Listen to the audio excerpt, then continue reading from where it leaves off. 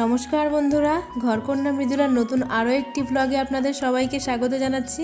আশা করছি যে যেখান থেকেই আমার ভিডিওটি দেখছেন সবাই সুস্থ আছেন, ভালো আছেন। সকাল সকাল সব কাজকর্ম সেরে নিয়েছি জানেন তো। তারপরে গিয়ে ওপরে এসেছি। উপরে এসে সব বড়িগুলো সব আজকে একটু রোদে দিয়েছি। আবার বড়ি দেওয়া হয়েছিল, সেই বড়িগুলোই রোদে দিয়েছি।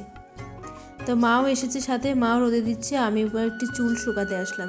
কারণ এই শীতের বেলায় একটু চুল যদি রোদ্রে দাঁড়িয়ে না শুকানো যায় না, সেই চুলের ভেতরে ভেজায় থাকে আর নিচে আমাদের এত ঠান্ডা তার বলার বাইরে। তো সব কিছু করে আজকে মা বাবা একটু বাড়িতেও নেই, গেছে গুরুদেব বাড়িতে। সকালে সিদ্ধ ভাত করে দিয়েছিলাম, তাই খেয়ে চলে গেছে। আর আমি একটু করছি বিরিয়ানি। অনেক দিন ধরে ছেলে মেয়েগুলো সব একটু বিরিয়ানি করছিল, তা ভাবলাম যে আজকে একটু তাহলে বিরিয়ানিই বানাই। তো উনুনেই করবো ভেবেছি, মানে কেউ নেই তো। দিদিদেরও বলেছিলাম আসতে, ও বললো আসবো না, রাত্রে আসবো। তাহলে যাক, আমি একাই বাড়িতে বানিয়ে দিয়ে ঈশানকে ডাকবো। আর দিদি রাত্রে আসবে বললো, তো খেয়ে নেবে। তো আগে পেঁয়াজগুলো আর কি ভেজে নিচ্ছি। আগে আমি মাংসটা করে নেব। ওরা কেউ মাংসের বিরিয়ানি পছন্দ করে না, মানে চিকেন বিরিয়ানিটা সোনার বাবা একটু ভালো মানে বাসে না। তো সেই কারণে ভেবেছি সয়াবিনের বিরিয়ানি করব। সয়াবিন আর আলু দিয়ে বিরিয়ানি করব, আর চিকেন কষা করব। কারণ চিকেন বিরিয়ানি করলে চিকেনটার ভেতর থেকে সব মানে মাংসের মানে মশলাটা আর কি বেরিয়ে যায়, খেতে ঠিক অতটা পছন্দ করে না। তাই ভাবলাম যে একটু কষা কষা করে মাংসটা করব, আর একটু শুকনো শুকনো বিরিয়ানি করব। বিরিয়ানি দিয়ে মাংস কষা দিয়ে খেয়ে নেবে। আর এর মাঝে আগে একদিন শুধু প্রেশার কুকারে না অল্প চাল দিয়ে সয়াবিন দিয়ে বিরিয়ানি করেছিলাম, শুধু প্রেশার কুকারে সিটি মেরে, মানে এতটা পরিশ্রম করিনি আর কি। তবুও সেদিন এত সুন্দর খেতে হয়েছিল। সেদিনকার প্রশংসায় আর কি সবাই করে যে সেদিনকার বিরিয়ানিটাই সেদিন সুন্দর হয়েছিল। কিন্তু আজকে আর সেই প্রেশারের মধ্যে অতটা চাল ধরবে না বলে আজকে কড়াইতেই করব। আর ভেবেছি একটু কাঠের জাল হচ্ছে, একটু কাঠ কয়লার জালে বিরিয়ানি করে দেখব কেমন হয়। তো যে মানে আমার ভিডিওটি যে যেখান থেকেই দেখছেন, সবাই একটু লাইক দিয়ে ভিডিওটি সম্পূর্ণ দেখার মানে দেখবেন, এইটুকুই অনুরোধ করছি। আশা করছি আপনাদের ভালো লাগবে।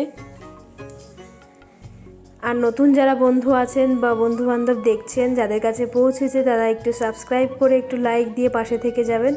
আমিও প্রত্যেকের পাশেই আছি, প্রত্যেকের ভিডিও দেখি, কিন্তু একটু মানে সময় বিশেষ হয়তো কোনো ভিডিও পোস্ট করার সাথে সাথেই হয়তো তার পরিবারে আমি যেতে পারি না। এটা আমার হয়ও না, কারণ সময়ের আমার বড্ড অভাব। যখন আমি সময় পাই, যার ভিডিওই আসুক না কেন, আমি কিন্তু তার ভিডিও ফুল ওয়াচ কমপ্লিট করেই রেখে দিই। তো সব দমে বসিয়ে দিয়েছি। সব কিছু তো আর ভিডিওতে দেখানো সম্ভব না, অনেকটা সময় সাপেক্ষের ব্যাপার, আর অনেকটা সময়ও লেগে যাবে।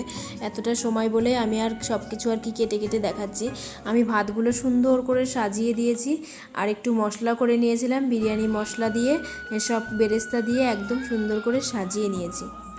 তো এবার আমি ওটাকে একটু তোমার ঢাকনা দিয়ে লক করে তারপরে তোমার এই উনুনেই দমে আর কি বসিয়ে দেবো।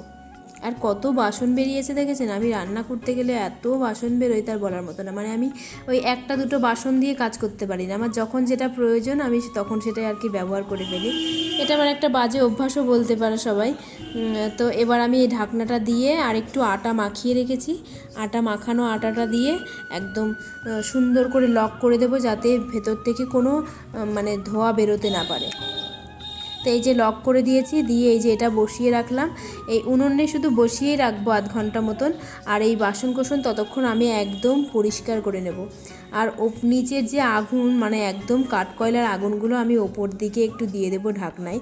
যেমন আর কি অনুষ্ঠান বাড়িতে দেখেছি বিরিয়ানি করতে গেলে এরকম কাঠকয়লা ওপরের দিকে দেয়, কোনো রেস্টুরেন্টেও দেখেছি।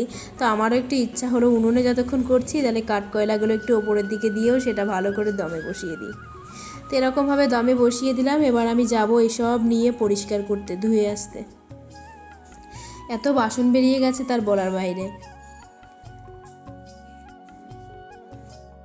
তো তো সব বাসন কোসন পরিষ্কার করে নিয়ে একদম বিরিয়ানিটা একদম একটা গামলাতে ঢেলে নিয়ে এসে চলে এসে ওদেরকে খেতেও দিয়ে দিয়েছি, ওরা খাচ্ছে। আর সব সময় তো হাতে ক্যামেরা নিয়ে ভিডিও করা সম্ভব না, অনেকটা সময়ের ব্যাপার, এত তাড়াহুড়োর মধ্যে ছিলাম, তো সেই কারণে আর ক্যামেরা করতে পারিনি। এই যে দেখুন বিরিয়ানিটা কেমন দেখতে হয়েছে একটু কমেন্ট করে কেউ জানাতে ভুলবেন না কিন্তু। আর এই মাংস কষা করেছিলাম, ব্যাস। তবে একটু ঝাল ঝাল হয়ে গেছিলো, আমার মেয়ে খেতে গেলে শুধু কেমন করছে, মানে একটু ঝাল হয়েছিল, তবে খেতে খুব সুন্দর হয়েছিল। ও ঝাল খায় না বলে ওর ওরকম হয়েছিল। তো আজকের ভিডিওটি আমি এখানেই শেষ করছি, আবার একটি নতুন ভিডিও নিয়ে আপনাদের সামনে আসবো। ততক্ষণ সবাই সুস্থ থাকবেন, ভালো থাকবেন।